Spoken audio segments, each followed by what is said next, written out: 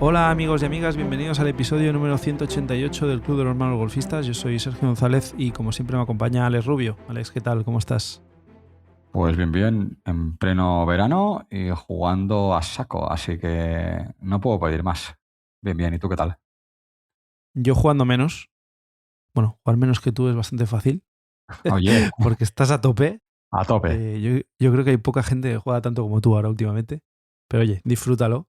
Yo tengo que jugar más, tengo que conseguir jugar más. Lo que pasa es que el verano es una fecha complicada. Entre que hay muchas horas de sol y tal que no es muy recomendable estar en el campo. De hecho, cuando haces una salida a las 3 de la tarde estás solo. Es un buen momento para grabarte, que de hecho es una cosa de las que hablamos poco, pero deberíamos hacer más, ¿no? El grabarte a ti mismo y ver el swing, y sobre todo en campo, porque no es lo mismo el swing que hacemos en el campo de prácticas que el que hacemos en campo muchas veces, que vamos más agarrotados. Pero bueno, me imagino que tú no estarás para eso ahora, sino que estás para intentar sacar las mejores vueltas posibles y lo estás consiguiendo. Y justo lo hablabas hace unos episodios de que una de las partes más importantes de tu mejora era el tema del up and down. Es un dato muy relevante que me imagino que muchos de los que tenéis estadísticas de vuestro juego, pues es un apartado que revisáis. Porque claro, el conseguir greens en regulación es importante, pero ya sabemos que es difícil. Cuando hablamos de greens en regulación +1 y tenemos ya soltura y dejamos muchos de estos greens fallados por pocos metros y se convierten en greens +1 por un chip que hacemos, ¿no? De pocos metros, pues ahí es cuando en teoría tenemos que empezar a mejorar en up and downs, ¿no? Porque el hacer el green en regulación +1 y luego 2 putts, un bogey, siempre hemos dicho que es para un jugador de handicap medio es un buen resultado, pero si de vez en cuando conseguimos pares haciendo up and down, pues la tarjeta al final queda mucho más bonita, ¿no? Y hoy lo que queremos es precisamente hablar de eso, ¿no? De cómo podemos ponernos en esa situación de dejarla lo más cerca posible para hacer un único putt y bajar el handicap al final, mejorar nuestra tarjeta, ¿no? Totalmente. Al final, cuanto más chip y pat hagas, más pares harás, porque al final la estadística de greens en regulación es baja o es menor de lo que nos creemos. Entonces, para mí una de las claves que a mí me ha hecho bajar handicap últimamente ha sido el chip y pat. O sea, a ver, patear bien, pero también va directamente relacionado con el chip. Si no chipeas bien, el pad que te queda es más largo y la probabilidad de meterla baja. Con lo cual es importante chipear bien. Sí. Y aquí, como sabéis, aquí hay muchas formas de encarar los chips, ¿no? Dos jugadores desde una misma distancia pueden optar por estrategias diferentes a la hora de seleccionar el tipo de chip que quieren hacer, más rodado, más por bajo, más por alto, pero también hemos hablado muchas veces de que hay un error generalizado de intentar coger palos con demasiado loft, volar la bola muy cerca del hoyo y eso muchas veces se traduce en problemas, ¿no? En filazos, en pasarte del hoyo demasiado. Así que hoy lo que queremos precisamente es hablar un poquito del cambio de concepto, ¿no? De lo que hacen los buenos jugadores, que al final lo que hacen es pensar en cuál es el vuelo más corto posible que me permite llegar al hoyo. Básicamente lo que defienden muchos de los que saben es cuanto más por bajo hagas el chip, más posibilidades tendrás de acercarla, ¿no? Al hoyo. Ujú. De hecho, lo comentamos hace un par de semanas, ¿no? En el episodio que hablábamos del tema del short-sided, del problema de quedarnos cortos de bandera y del tipo de palos que había que coger en general para mejorar esta estadística. El concepto con el que hay que quedarse es que al final la distancia más importante no es la del hoyo, sino es dónde queremos botar esa bola. Y en función del palo que cojamos, pues esa bola luego rodará más o rodará menos. No hay más misterio que esto, ¿no? La cantidad de swing nos va a decir cuánto va a volar la bola y luego el loft del palo nos va a decir cuánto va a rodar. Hay un sistema que le llaman el de aterrizaje de 3 ventanas, que básicamente lo que consiste es dividir mentalmente el green, pues lo que sería la ventana corta, que sería el primer tercio, la ventana media o segundo tercio y la ventana larga, el último tercio, ¿no? Y luego a partir de ahí se elige el palo en función de la ventana en la que queremos votar y no al revés. Pero lo que hacen muchos amateurs es cojo palo Y digo, vale, venga, yo cojo de 56 grados. Vale, con ese 56 grados tengo que hacer esta cantidad de swing para botar aquí. Vale, pero ¿cuánto te va a rodar luego la bola? ¿Dónde tienes la bandera? Etcétera, etcétera. Ah, no, es que la tengo más larga. Bueno, pues hago un poco más de swing. Ya ves que si hago un poco más de swing, entro en más inconsistencia, tengo que botar más lejos, etcétera, etcétera. Y al final la gente buena lo que hace es, dice, vale, yo quiero botar aquí y sé que si voto aquí voy a tener tanto de rodadura, pues con esto tengo que coger este palo. El pitch, pues el pitch, el que salga. Sí, es una diferencia bastante grande, ¿eh? Ese cambio de concepto, ¿no? De primero elegir dónde votar y luego buscar el palo, más que tener un palo X de antemano y luego decir, bueno, con esto a ver qué hago, ¿no? Empiezas ahí a improvisar y es cuando las cosas salen mal. Te quedas corto o te pasas excesivamente del hoyo, ¿no? Al final, lo que hacen también muchos jugadores es mirar del hoyo hacia atrás, ¿no? Esto tú lo has comentado alguna vez en el pad, cuando haces las Mm. lecturas de pad, pero al final el chip es muy similar al pad en ese sentido. Cuando estás definiendo por dónde quieres que ruede la bola, el concepto es muy similar, el del pad y el del chip, ¿no? En este caso. Entonces, pues hay mucha gente que en vez de mirar desde la bola al hoyo, lo que hace es empezar en el hoyo y preguntarse por dónde entraría idealmente la bola, en función del tipo de caída que tengas y tal, a qué velocidad debería ir, en función de si estamos también en un green plano, green en subida, green en bajada, ¿no? Y luego, pues desde qué dirección. A partir de ahí retrocedemos mentalmente y escogemos el punto de bote. ¿Qué beneficio tenemos con esto? Pues que empezamos a visualizar desde el primer momento la rodadura, la pendiente, el punto de aterrizaje y no el golpe en sí, que al final es lo de menos. Entendedme, ¿eh? Al final es la toma de decisión en lo que te estás centrando, ¿no? Claro, cada distancia tiene varias soluciones. Al final un chip de 10 metros lo puedes jugar con un pitch, con un 9, con un 7, con un sun, incluso con un híbrido si queremos, ¿no? Todo depende de qué, pues de la pendiente, de la velocidad del green, del riesgo que queramos asumir en función de la situación en la que estemos y sobre todo pues del punto de aterrizaje, ¿no? Que al final es el punto clave sobre el que tenemos que centrarnos. Al final, que esto estés un poco más lejos del punto de bote o más cerca, te puede cambiar ligeramente la cantidad de swing que vas a hacer. Pero lo que te va a hacer cambiar de palo realmente es cuánto voy a rodar. Con lo que comentabas tú antes, no es lo mismo rodar en bajada que rodar en subida. Eso impacta a la hora de escoger el palo.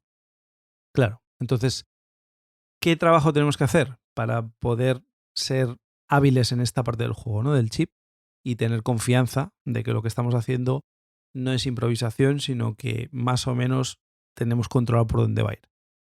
Pues básicamente lo que tenemos que hacer es una matriz personal de porcentaje de rodadura, ¿no? Hay unos estándares, pero lo mejor es probarlo, cada uno con sus palos, porque además ya sabéis que cada modelo de palo tiene su loft, con lo cual cuando hablamos del gap no son los mismos grados los que tengo yo que los que tiene Alex en sus palos, y os pasará lo mismo con el resto de oyentes. Pero bueno, básicamente por donde van los tiros, el gap wedge más o menos son un 50% de vuelo y 50% de rodadura. Si bajamos al pitch, pues un 40-60, un hierro 9, 30-70 y así, ¿no? Vamos bajando. Pues un hierro 8, un 25-75, un hierro 7, 20-80, para que lo tengáis en cuenta. ¿Qué quiere decir esto? Que si tú divides en porcentajes, cuando tienes un chip de, por ejemplo, 10 metros, si coges un gap, sabes que botando a 5 metros más o menos de donde vas a ejecutar el golpe, luego te va a rodar otros 5 metros. Siempre en circunstancias de green plano, completo y sin viento en contra ni viento a favor excesivo, ¿no? Y una puntualización, Sergio. Esta matriz que hay que hacerse para ver el tanto por ciento de vuelo y de rodadura, hay que hacerlo siempre con la misma cantidad de swing. No podemos hacer un medio swing y luego un full swing. Hay que buscar siempre el mismo swing para ver el comportamiento que tenemos a la hora de chipear con los diferentes palos. Sí, porque así estableces una memoria que vas a poder reproducir con mayor frecuencia, ¿no? Evidentemente aquí, lo que decía, los porcentajes reales pueden variar y lo importante es construir tu propia referencia. Esto es gastar un rato, estar un ratito, unas cuantas bolas, estar tranquilos, buscar un día en el que tengáis el chipping green para vosotros y os ponéis pues señales de referencia, tis, una toalla y vais intentando votar en esa situación, en ese punto, más o menos, y vais hasta donde rueda y vais anotando. Luego, una vez ya estás en el campo, que es la realidad y a lo que vamos, el definir cómo puedo evaluar el punto de aterrizaje mejor para dejarlo lo más cerca posible, ¿no? Te tienes que hacer 3 o 4 preguntas antes de decidir. La primera, ¿qué hará la bola justo después del primer bote? ¿Vale? En un chip habitualmente la bola bota 3 veces. El primer bote es el más largo, luego hace un pequeño bote y el tercero es prácticamente inapreciable. Pues ¿qué hará la bola justo después del primer bote? ¿Va a salir más viva? ¿Va a salir más frenada? Eso es un condicionante que luego os ayudará a escoger el punto de aterrizaje, ¿no? ¿La pendiente nos ayudará o nos perjudicará en la rodadura? ¿Lo tenemos a favor o en contra, ¿no? O en subida? Pues ese es otro factor que nos tenemos que preguntar. ¿La velocidad es predecible? ¿Los greens están en unas condiciones iguales todos los greens del campo? ¿Está recién pinchado el green? Que eso es un factor que nos puede condicionar el chip. Y la pregunta yo creo que clave, ¿no? ¿Qué ocurre si fallo el aterrizaje por 50 centímetros? Claro, al final lo que busca es que los mejores puntos de aterrizaje suelen ser los que permiten ese cierto margen de error y que no nos va a penalizar demasiado a la hora de llevar la bola al hoyo. Entonces, pues bueno, lo que queremos ahora es ver esos diferentes puntos de aterrizaje que nos podemos encontrar, cuáles nos convienen más y cuáles nos convienen menos. A veces no habrá más remedio que escoger un punto que haya mucha incertidumbre. Bueno, pues esperemos que sean las menos ocasiones posibles. ¿Cuántas veces nos quedamos cortos y tenemos que hacer un chip sabiendo que tenemos que botar fuera de green? Porque la bandera está corta. Claro, por ejemplo, ¿no? Esa es una situación incómoda. Pero si podemos escoger, pues vamos a escoger las que sean más predecibles, las que tengamos mayor margen de error, ¿no? Un poco lo que comentaba yo con estas preguntas. El primer ejemplo de punto de aterrizaje, y que yo creo que es la mejor opción siempre que podamos, una zona plana y uniforme, que tengamos la hierba homogénea, sin cambios de pendiente. ¿Qué ventajas nos aporta esto? Pues una rodadura predecible, fácil de visualizar la distancia, ¿no? Y esos porcentajes de vuelo y rodadura. Y luego, en caso de error, en caso de no impactar perfectamente, pegarle un poquito atrás, pues ese error se amplifica poco. Tenemos ahí margen de error, ¿no? Lo que hablábamos en la cuarta pregunta de qué ocurre si fallo el aterrizaje por medio metro, ¿no? Esta sería la opción perfecta. Y normalmente el punto de bote es fácil interpretarlo. Eso es. Entonces, bueno, si ves una plataforma plana, normalmente sería el lugar que deberíamos intentar usar para el aterrizaje. En base a esto, pues ya coger el palo que necesitemos. Luego, un segundo punto sería el aterrizaje en ligera subida, ¿no? Es muy recomendable, al final es lo que comentamos muchas veces del pad, ¿no? Que es mejor patear en subida que en bajada, ¿no? El ejemplo claro es que la bola, bueno, pues bota, aterriza y empieza a subir suavemente, ¿no? ¿Qué ventajas hay aquí? Pues bueno, que la prueba pendiente hacia arriba nos va a hacer frenar la bola en caso de que se nos vaya un poco la mano, ¿no? La velocidad se puede controlar mejor, lo que comentábamos, hay menos riesgo de pasarte haciendo un chip normal porque vas a tener una cierta pendiente. Y el segundo bote de los 3 que comentaba Sergio, pues suele ser un poco más suave, ¿no? ¿Y qué dicen muchos profesionales de este tipo de golpe, ¿no? Pues que una zona de aterrizaje en subida al final es como una red de seguridad, porque sabemos que no nos vamos a pasar mucho, podemos ser más agresivos para buscar acercarnos al hoyo y al final es una de las opciones favoritas. Aquí yo lo que hago normalmente es que, me lo invento, ¿eh? Si una zona plana uso un 56, yo tengo 52, 56, 60. Si uso un 56, es un ejemplo, cuando estoy en subida suelo coger un palo más. En vez de un 56, un 52. Con este cambio, más o menos, controlo bastante bien las distancias. Eso es. Bueno, es interesante.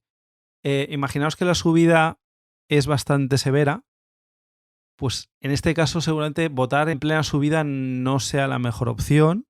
Si tenemos justo una zona plana antes de la subida, pues tenderemos a votar ahí, ¿no? Botas en plano y luego la bola rueda inmediatamente hacia arriba. Ujú. Esto nos permite tener un buen control de distancia, menos necesidad de control de spin de la bola y en definitiva, pues tolerante a los errores pequeños, ¿no? Es más interesante que votar en plena subida si la subida es severa, ¿no? En este caso, pues intentemos votar antes y con un palo que tenga menos loft, como decía Alex, ¿no? Para que luego la bola tenga la inercia suficiente para poder subir esa cuesta, ¿no? Porque si no se nos quedará a medio camino y seguramente vuelve hacia atrás. Luego, un cuarto escenario sería pues, el aterrizaje de una meseta amplia, ¿no? Por ejemplo, hay una plataforma relativamente plana o bastante plana antes de una bajada que hay posterior, ¿no? Bueno, aquí tenemos que olvidarnos de esa bajada, ¿no? La plataforma es bastante plana, es fácil de visualizar, podemos ver un punto de referencia claro y eso nos favorece a una alta repetibilidad, ¿no? Hay que visualizar muy bien el objetivo de aterrizaje en ese tipo de golpes porque empieza a ser peligroso, porque si se nos va la mano, pues nos podemos meter en problemas o nos puede quedar un pad bastante complicado. Pero aquí deberíamos olvidarnos de esa plataforma posterior que hay en bajada. Quiero decir, tenemos una pasada suficientemente grande como para poder decir, vale, pues yo quiero botar aquí y quiero que la bola acabe pues lo más cerca posible de bandera, ¿no? Sí, aquí la pregunta esa de ¿qué pasa si fallo por 50 centímetros? Pues aquí seguramente tenga mucha más repercusión que en casos anteriores, Claro. ¿no? Y luego, claro, si la meseta por detrás, la bajada es muy pronunciada, pues hay que tener cuidado también. A lo mejor hay que coger un palo con más loft y que el spin de la bola haga que luego frene y no se nos vaya demasiado lejos, ¿no? Se nos pase de hoyo. El aterrizar en bajada es complicado. Es una situación peligrosa que a veces no queda más remedio que hacerla, ¿eh? Porque te quedas en un lado de green en el que luego tienes cuesta abajo. Pues ahí evidentemente tienes que coger un palo con más loft para que la bola frene lo antes posible. El problema es que aún haciendo eso, el primer bote suele acelerar la bola, sobre todo si los greens están rápidos. Pequeñas diferencias en el punto de bote generan una gran dispersión y alejarnos del hoyo y perder, por tanto, la posibilidad de hacer up and down. Y es muy difícil controlar la rodadura en este caso, ¿no? Si no queda más remedio hacerlo, pero siempre que podemos, pues hay que buscar una alternativa mejor que botar en bajada, ¿no? Y luego uno de los escenarios de los que se me dan peor o veo yo más complicados, ¿no? Que justo el punto de bote está en la cresta de una pendiente.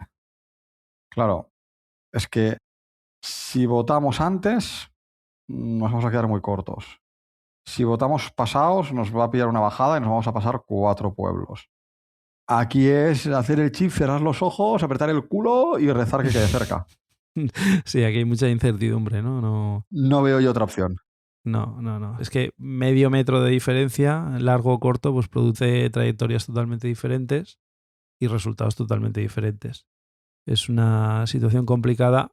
Por suerte tampoco se da muy a menudo, porque tiene que coincidir que sea un green muy movido con una cresta muy marcada y que justo estés chipeando desde uno de esos dos lados de la cresta, ¿no?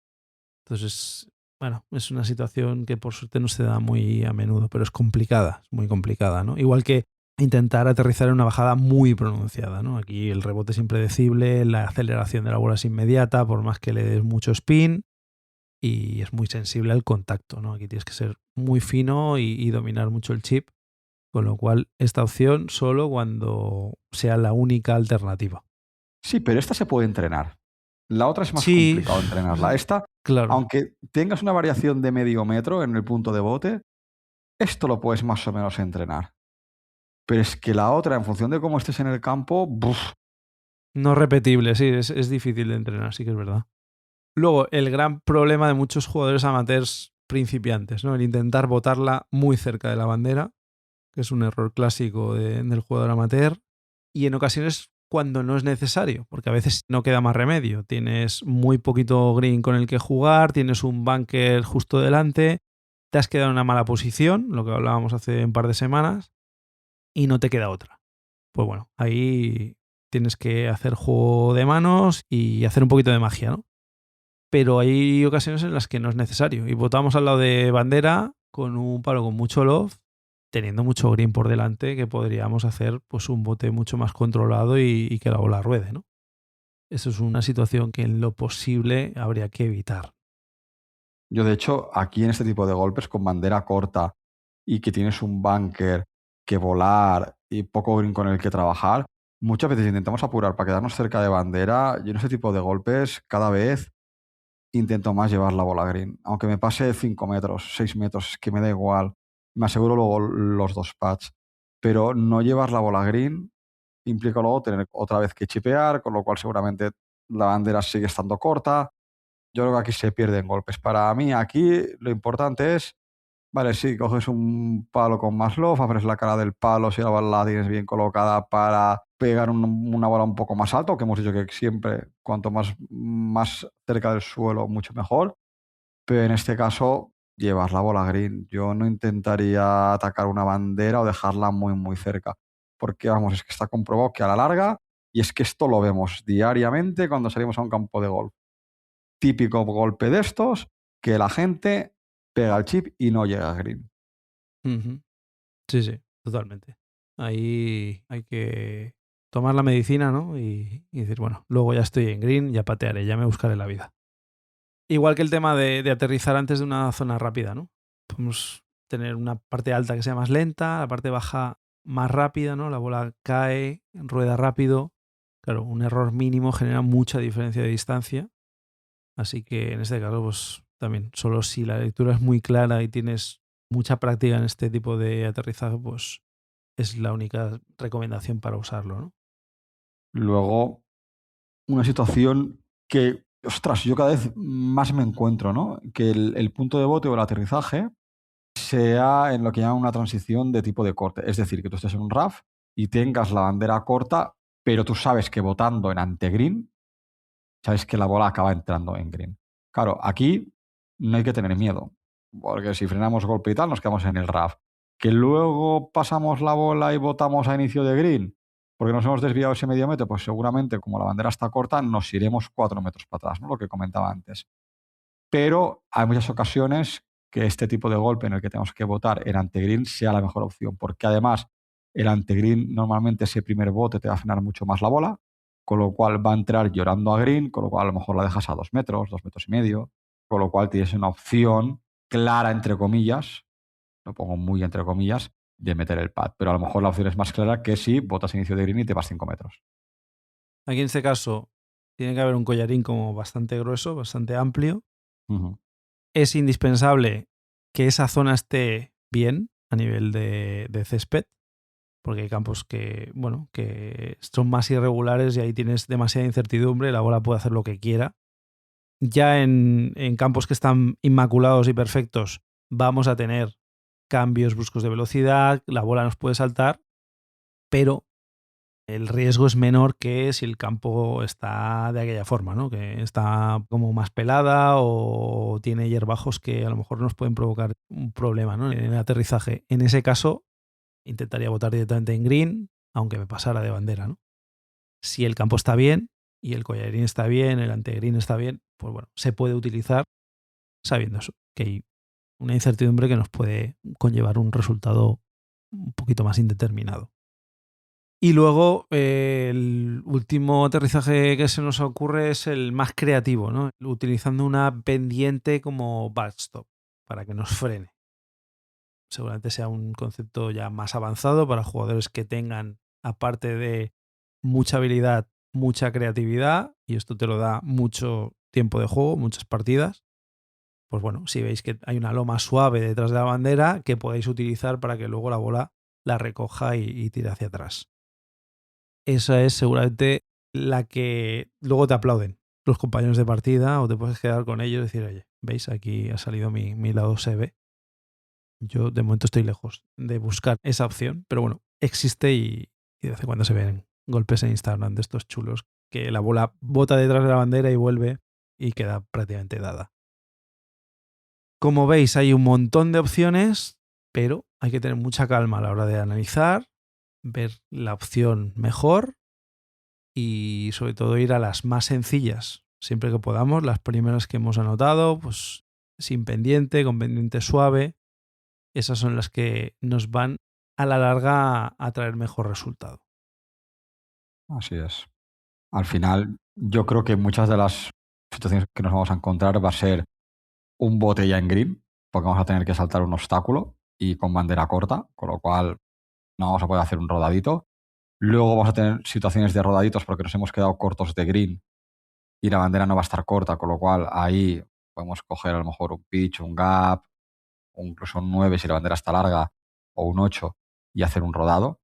Y luego la situación que yo comentaba, yo cada vez veo más chips que hay que botarlos en antegreen. Porque estás en RAP, porque al final tenemos la dispersión que tenemos por ser jugadores amateurs y por norma general intentamos atacar bandera, con lo cual nos vamos a un lado donde tenemos poco green con el que trabajar. Con lo cual, la única opción de intentar dejarla cerca de bandera es votar antes de green. Que ese bote antes de green en ese antegreen nos genere una dispersión lateral, porque el bote vaya para un lado o para otro, pero que acerquemos la bola lo suficiente como para tener opción de hacer un pad. Sí, es un buen resumen. Yo creo que estas son las más típicas y las que practicando podemos sacar mejor resultado. Contadnos en redes o a través de nuestro correo electrónico cuál es el tipo de chip que más os gusta, que mejor resultado os da y cómo habéis conseguido progresar mejor a medida que hayáis ido entrenando. Os recordamos que estamos en X y en Instagram en Malos Golfistas y tenemos el correo electrónico malosgolfistas@gmail.com. Estamos colaborando con el circuito Galaxy Golf. Este fin de semana hay un torneo en Torremirona de la Galaxy Cup. Así que si os queréis apuntar, ya sabéis, galaxygolf.net, ahí tenéis toda la información para inscribiros. Os recordamos que estamos en las principales plataformas de podcasting. Suscribiros para que os lleguen las notificaciones de los nuevos episodios. Os agradecemos a todos los que nos seguís, a los que nos escribís, a los nuevos suscriptores también. Bienvenidos al Club de los Malos Golfistas. Y nada más, lo dejamos aquí por hoy. Os deseamos una feliz semana de golf y como siempre, que vayáis a por el verde. Adiós.